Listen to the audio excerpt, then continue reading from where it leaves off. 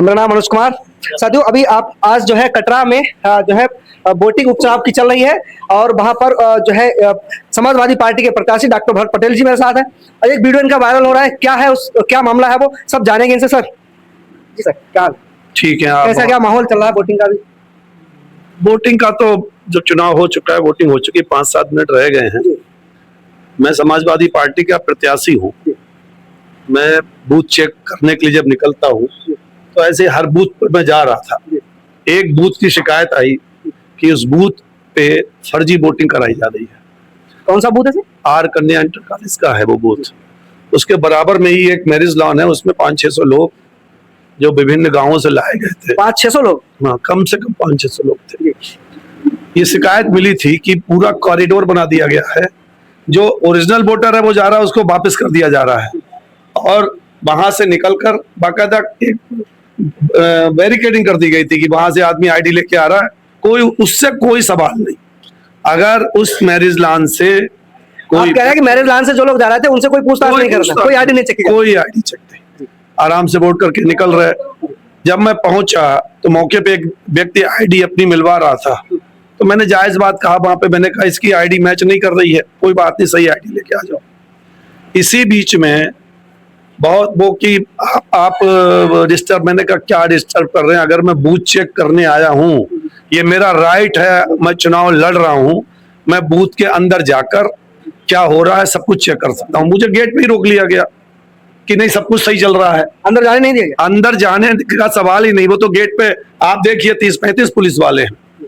मैं ये नहीं समझ पा रहा हूँ कि चेयरमैनी के चुनाव में इतना बड़ा डिप्लॉयमेंट क्यों किया गया, क्योंकि ये ऑन रिकॉर्ड है।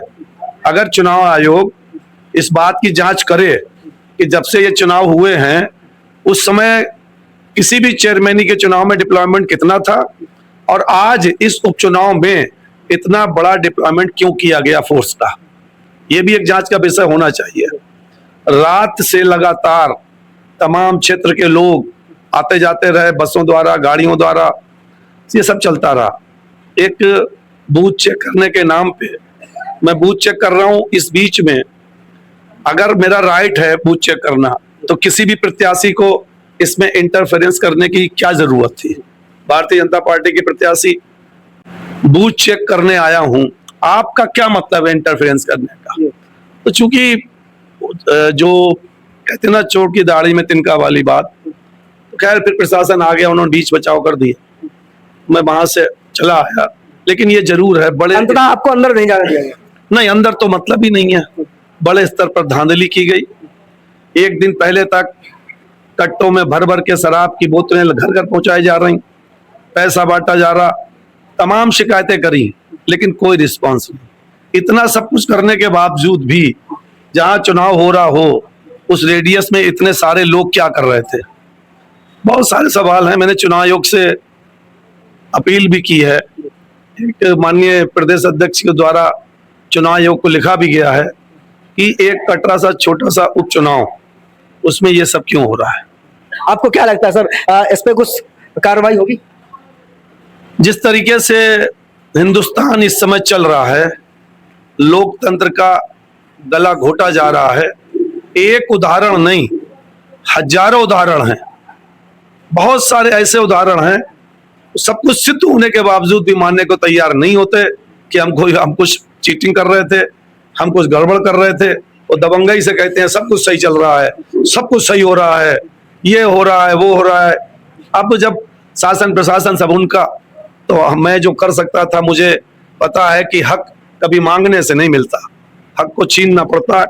मैं उसमें भले वो हो जाऊं, लेकिन मैं ये मानता हूं कि इस चुनाव में मैं बहुत, समाजवादी पार्टी अभी मैंने ज्वाइन की, माननीय राष्ट्रीय अध्यक्ष महोदय ने मुझे सिंबल दिया, उस सिंबल की गरिमा रखना मेरा कर्तव्य था। मैं लड़ाई लड़ रहा था और किस लेवल पे जाके कितने बड़े बड़े लोग इस चुनाव में आ गए और काफी दिन डोर टू डोर सब कुछ करते रहे, लेकिन उसके बावजूद भी जब चुनाव नहीं जीत पा रहे थे तो ये सब किया गया। सर, छोटा सा ये चुनाव है यहाँ का सर, यहाँ पर इतना पुलिस प्रशासन जैसा कि आप कह रहे हैं और बाकी पूरी जो यहाँ के जो लोग हैं, सरकार के लोग हैं, पूरी तरीके से यहाँ पर है, तो आप इस पे क्या कहेंगे कि मतलब जो है किस लिए इतने लोग यहाँ पर इकट्ठे हुए हैं? तो साम दाम दंड भेद करके भारतीय जनता पार्टी के हारते हुए प्रत्याशी को, जिसकी जमानत मार 200-400 वोट मुश्किल से मिलते, जमानत जब्त हो जाती, उसको किसी भी तरीके से जिताने के लिए सब षड्यंत्र किया गया। सर आप गए हैं तो वहां पर पुलिस प्रशासन के लोग जो हैं वो आप कह रहे हैं आईडी चेक कर रहे थे। पुलिस प्रशासन के स्टेप बाय स्टेप 4-5 स्टेप बना रखे थे। पहले 500 मीटर पे ही आपको रोक लिया जा रहा है, 500 मीटर दूर। हाँ, इसके बाद आगे जाके 200 मीटर पे, फिर जहाँ पे बूथ है, फिर गेट पे 4-5 जगह एक आम आदमी अगर कैसे मतलब 35-40 पुलिस वाले खड़े हो, एक नॉर्मल व्यक्ति क्या वोट कर सकता है?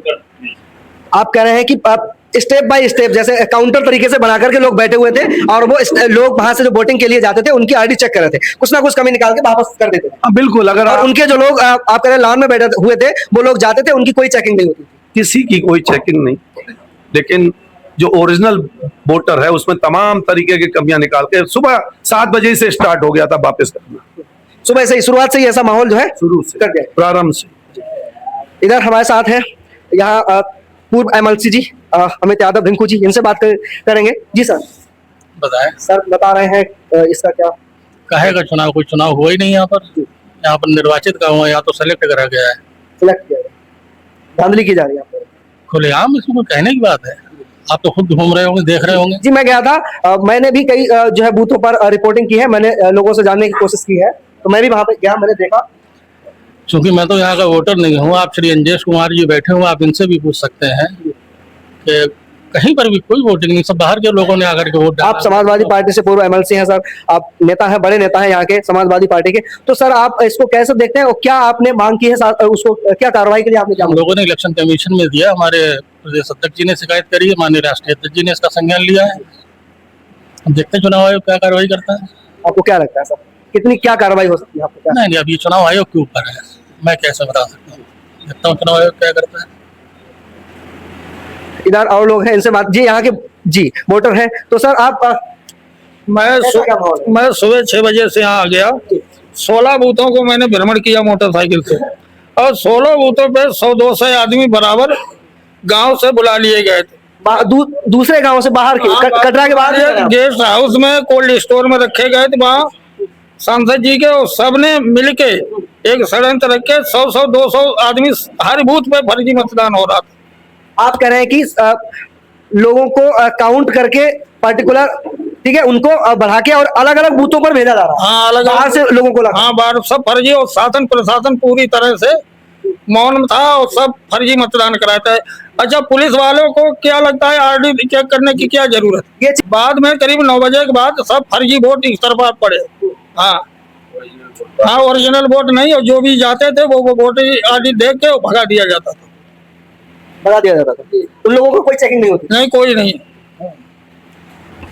जी जी बिल्कुल, क्यों नहीं, बताइए सर। और कन्या में इतने वोट पड़े हैं फर्जी से, गांव पड़े हैं, उनके हाथ पे वो कमल का फूल का निशान, उससे कोई नहीं बोल रहा है। पाँच पहचान के तौर पे। हाँ, कमल का फूल चुन निशान उस पर लगा रखा है निशान ने, उससे वोट पड़ रहा है, उससे कोई चेकिंग नहीं हो रही है। जो आम आदमी जिसका वोट ओरिजिनल वोट है उसे लुटा जाएगा, उसे गालियां गलौज करके भगा जाएगा। क्या तुम्हारा वोट नहीं, ये तुम्हारा फोटो नहीं, फलाना नहीं, उसको नहीं फोटो पड़ रहा है, भगा जाएगा। सब बीजेपी सरकार ये है, जो है सुरेंद्र गुप्ता, इन्होंने बहुत दारू बाजार में बांटी है, पैसे दे 500 रुपए, तुम्हें 10,000 रुपए मिलेंगे, जितने बात बनने दो, सब वोट सिम डालो, और तू धंधलाबाजी कर रहा है, जहां तहां देखिए धंधलाबाजी करते हैं सुरेंद्र गुप्ता।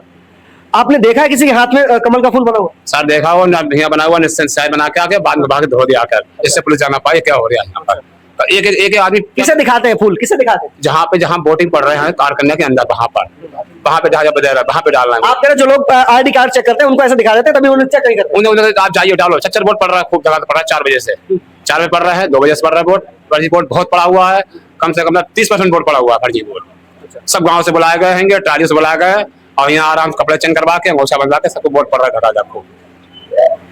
जी आप बताइए कैसा क्या ये लोग कह रहे हैं कि ये कह रहे हैं भैया अभी कि मार्क कर दिया जाता है हाथ पर कमल का फूल, और वहां पर जाते हैं आईडी चेक कराने, तो किसी तरीके से जो है संज्ञान में आ जाता है और आईडी उनकी चेक नहीं होती। भाजपा की सरकार है, गुंडा राज है, और जब गुंडा राज के खिलाफ बोलेगा सपा का आदमी ही चलाएंगे, ये नियम है भाजपा। आप कह रहे हैं कि जो है लाठीचार्ज होता है, लाठीचार्ज मार होगी, इस वजह से आप नहीं बोल रहे? आप लोग 2-3 हजार आदमी स्टोर पे और राइस मिल पे 3000 आदमी सुबह से 3016 क्या नाम है उस राइस मिल का और स्टोर का?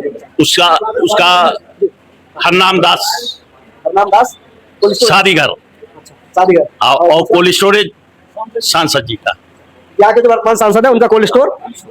वहीं पे 3000 आदमी है। 3000 लोगों को बाहर से लाकर रखा है। रात से आदमी आया 3000 आदमी। आपने देखा सर 3000 में थे, 3000 में थे, मैं सब गवाह हूं, मैं कोर्ट में गवाह दे दूंगा। आप लोगों ने इस चीज को के लिए इन्फॉर्म नहीं किया? करा, डीएम साहब से कहा, नहीं सुना, कुछ नहीं हो रहा है सर, यहाँ तो सिर्फ रात से डीएम से बात हुई, नहीं सुन पा रहा, कोई सुनवाई नहीं हो रही है। कुछ नहीं। विपक्षी लोग, भाजपा की सरकार है, तो कुछ भी कर क्यों सकते हैं, सुने? हम कह सकते हैं।